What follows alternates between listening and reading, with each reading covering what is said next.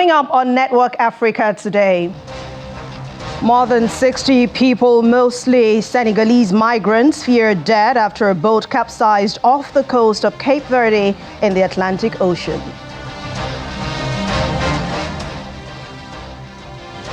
Western African Regional Bloc military chiefs meet in Ghana's capital Accra over Niger's coup. Plus, United States concerned by worsening violence in Mali.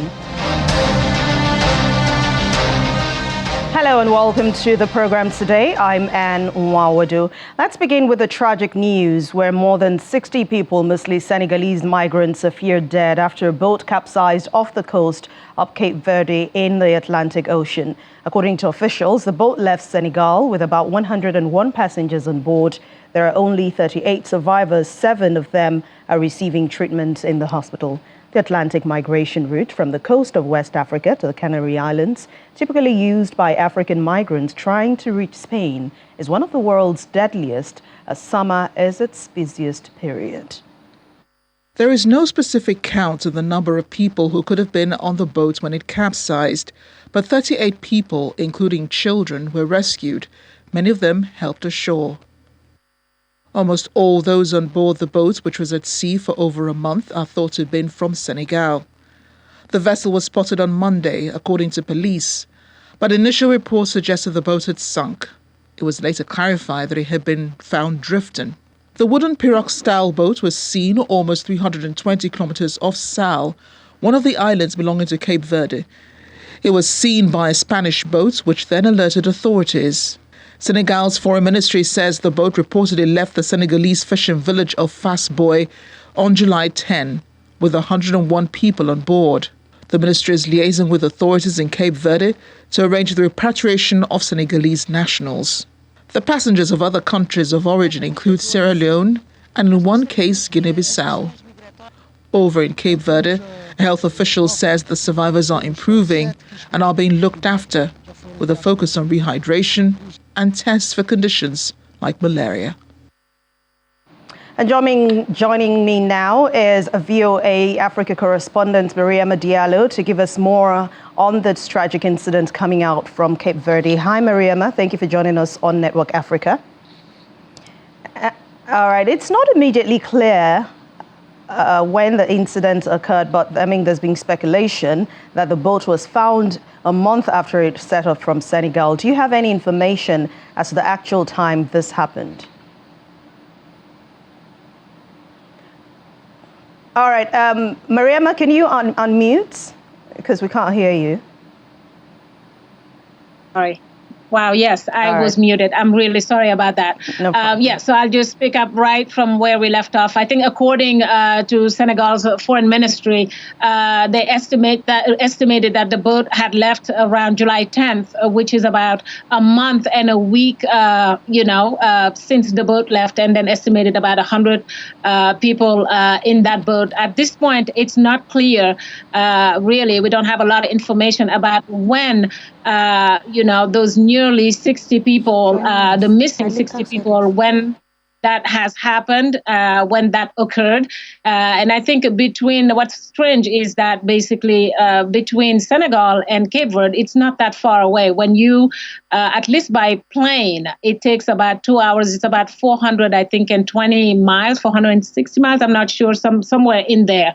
So on a direct flight, you can fly from Dakar to Cape Verde in 2 hours.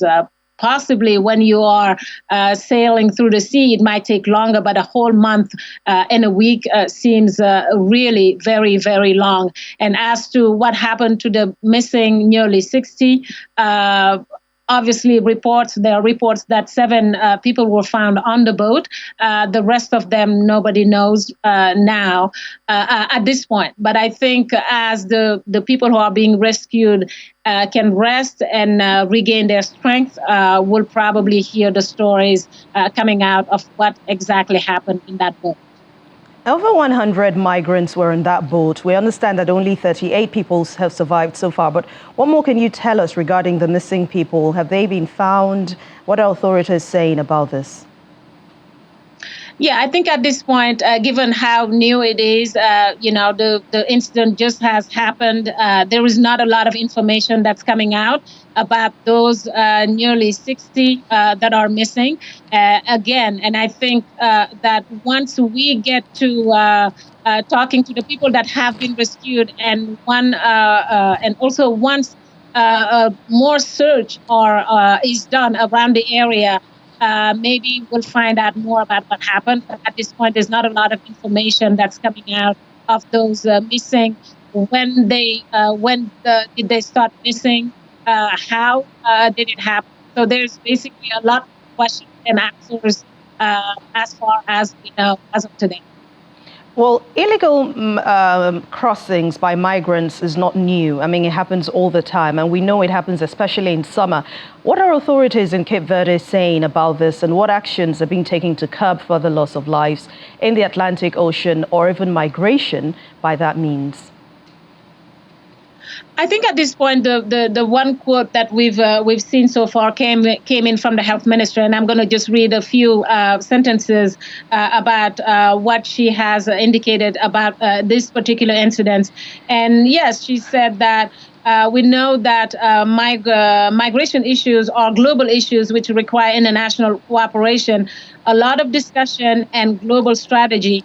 And given what the world is going through right now with migratory issues, it means that we all, when she says we all, she refers to all the nations, have to sit down at the table and see what we can do so that we don't lose any more lives at sea. And I think that is probably echoed by a lot of officials in the region. When you talk about Senegal, you talk about Mauritania, Gambia, Guinea, all those countries that are on the coast and that are, Libya, that are also trying to take that route to get into Spain in order to kind of go from there, go to other European countries. It is a huge issue. It is not just a Cape Verde issue. I think it's a regional issue that has been talked about for generations. As I can remember, as far as my memory can go, the issues of just the fear of waking up one day and seeing either your brothers or your sisters, mostly the brothers, deciding that they cannot because the challenge for them, they can't find work. Some of them cannot help their families. The only option they think they have is going through these treacherous journey. I think it is a huge problem for all those countries around that region. All right. Thank you very much, VOA Africa correspondent Mariama Diallo. Thank you very much for giving us updates on this issue. Thank you for having me. To other stories now, the new U.S. ambassador to Niger, Kathleen Fitzgibbon, will arrive in Niamey this week following July 26th military takeover. This was confirmed by the U.S. State Department's deputy spokesperson, Vedant Patel, in a signal of Washington's continued engagement with the situation. Mr. Patel, however, said that there are no plans for her to present her credentials to the coup leaders. To see that Ambassador Fitzgibbons was confirmed in late July after what was a year-long confirmation process. And we do look forward to Ambassador Fitzgibbons' arrival in Niamey. She is going there to lead the mission during a critical time and to support the American community and to coordinate on the U.S. government's efforts. It is a signal of the United States' continued engagement in this situation. It is not a signal of any change in U.S. policy as it relates to the circumstances in Niger. We have been quite clear of what we want to see happen. We want to see President Bazoum and his family released. We want to see the constitutional order in Niger respected. That was the case this whole time, and that will be the case whenever Ambassador Fitzgibbons gets to Niamey as well.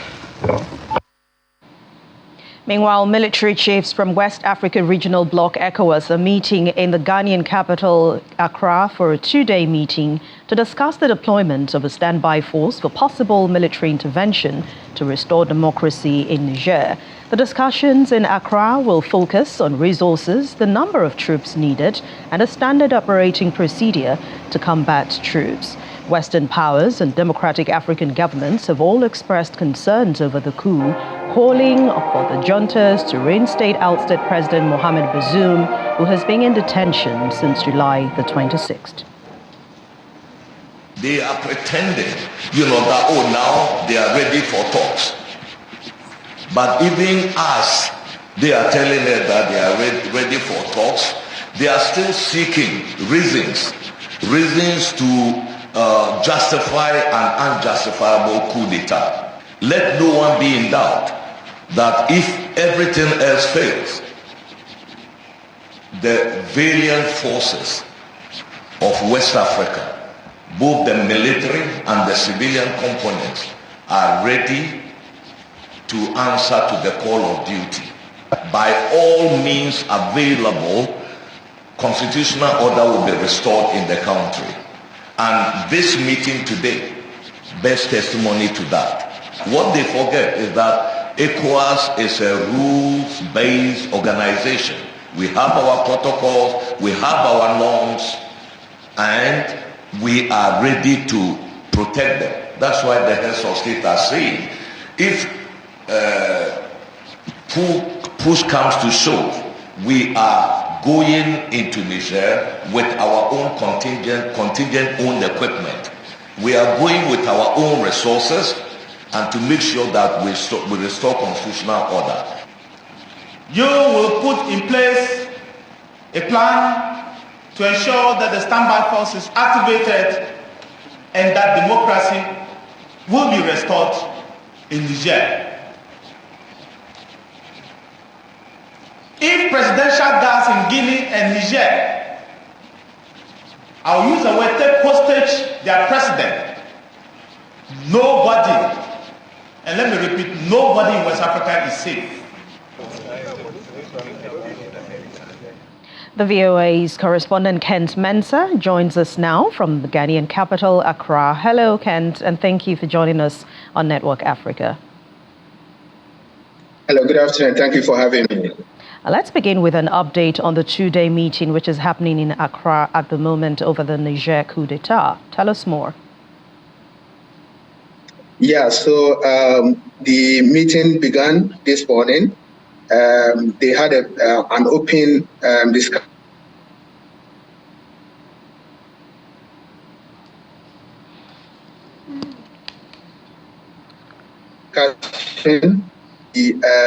Which is this chief, and then also Nigerian defense chief, and then also Ghana's Minister for Defense also took turns to address the media, making it clear in their statement that ECOWAS is for constitutional rule and that they will do everything within their legitimate means to ensure that constitutional rule or democracy is restored in Niger so that the people in West Africa will enjoy peace as well as attract investors into the country. So currently the meeting has gone into a closed door session and it will be ending in the next 1 hour, after which tomorrow they will continue and then the communique will be issued after the meeting. 9 countries specifically took part or are taking part in this crunch meeting. And these are, of course, Big Brother Nigeria, Ghana, Ivory Coast, Senegal, Togo, Benin, Liberia, Sierra Leone, and then Gambia. And Cape Verde, as we already know, has pulled out of this meeting because they do not want to have anything to do with military intervention as far as Niger is concerned. 4 other African countries or West African countries are currently have been sanctioned due to unconstitutional takeovers, so they are not part of this meeting. And I'm talking specifically about Mali, Guinea, Niger itself, and also Burkina Faso. Guinea-Bissau has given reasons confidentially to the authority as to why they also don't want to join this discussion for a military intervention.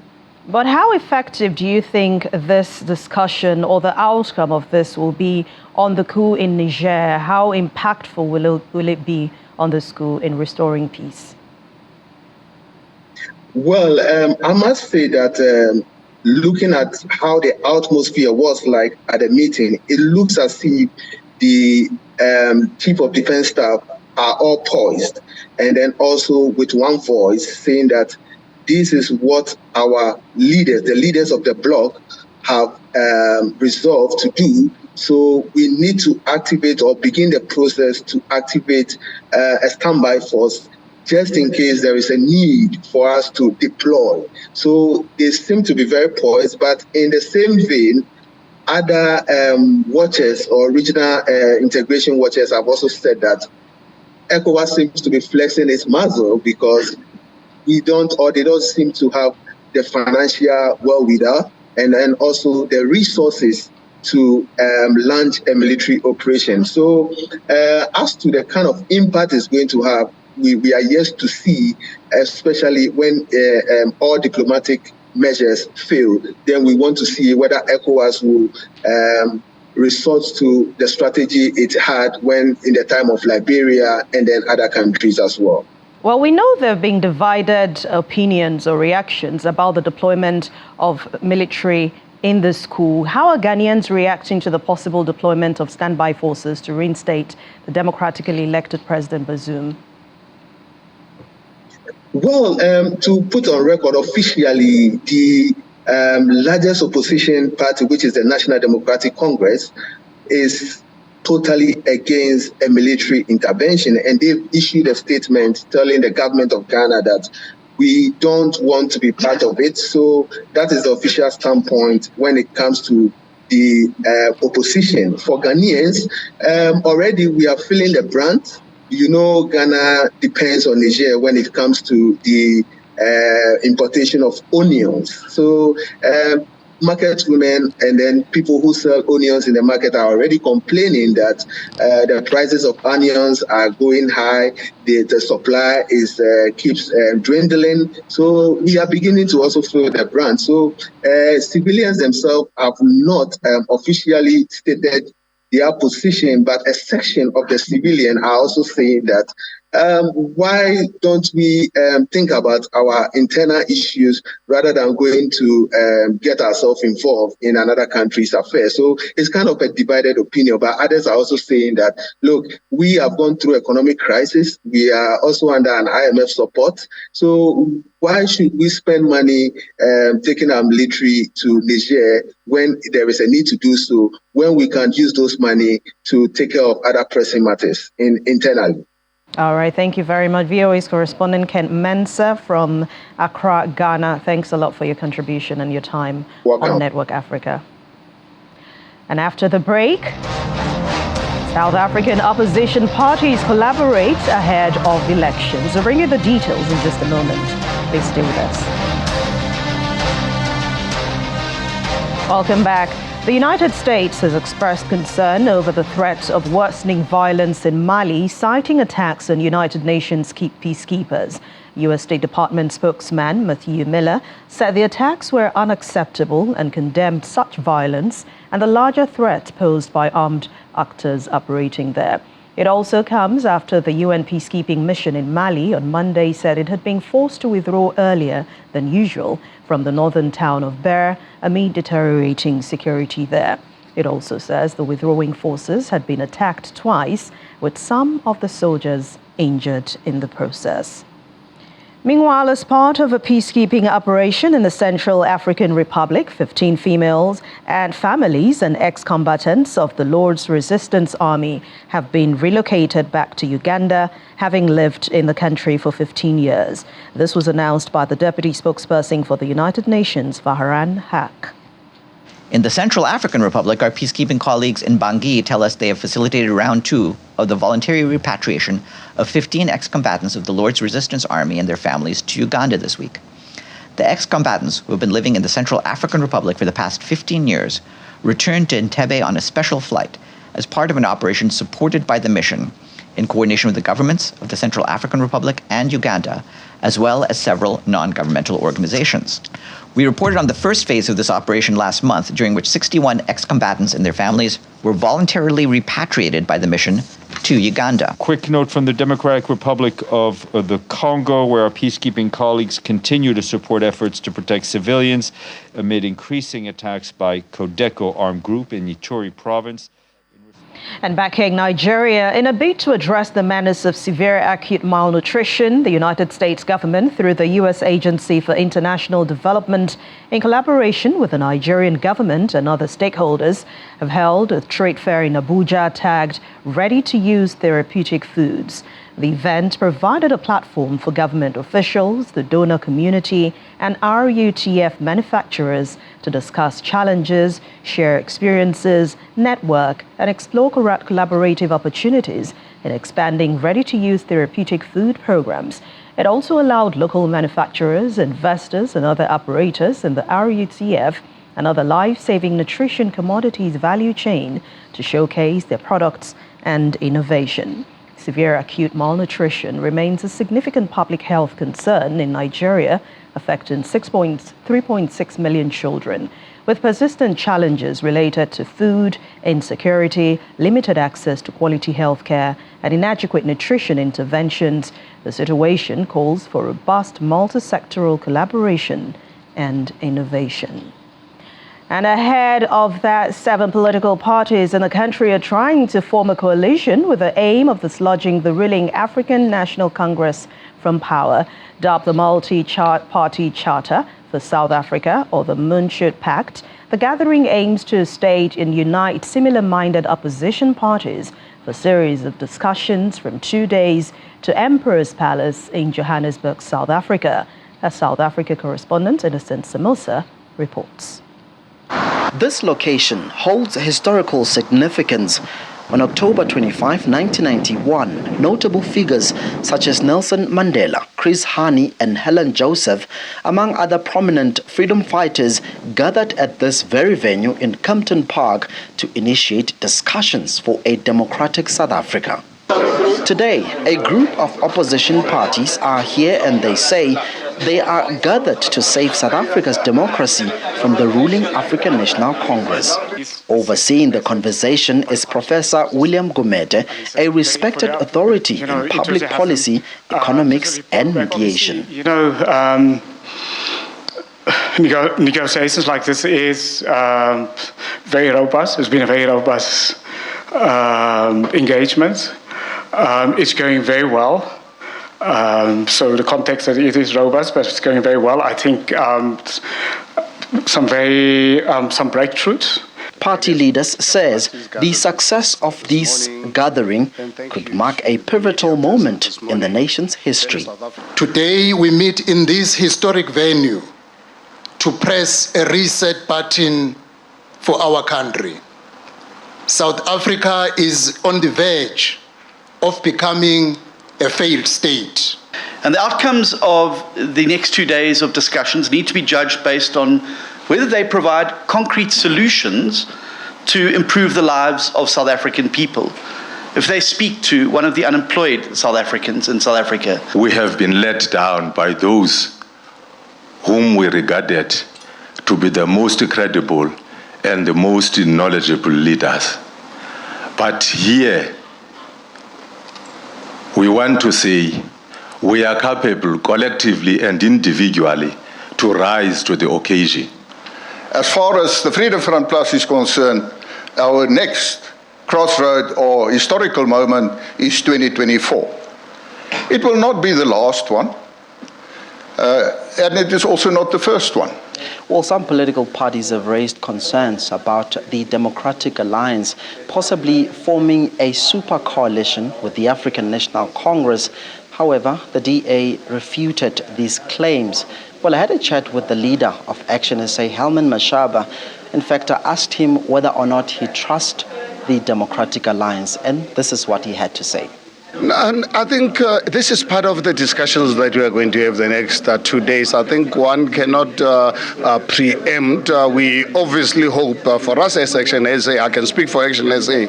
Action SA has made it really very clear. Our voters, our supporters have given, including Senate 2 days ago, they've given us marching orders.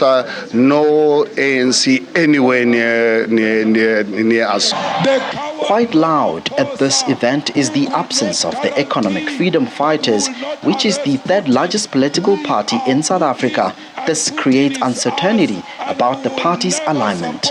For the next 2 days, participating parties will engage in talks to formalize the terms and the agreements with a hope to shape the direction of their potential coalition. From Johannesburg, South Africa, Innocent Silks, Channels Television News. That's Network Africa for today. Thank you so much for watching. I'm Anne Mwawadu. Please stay safe.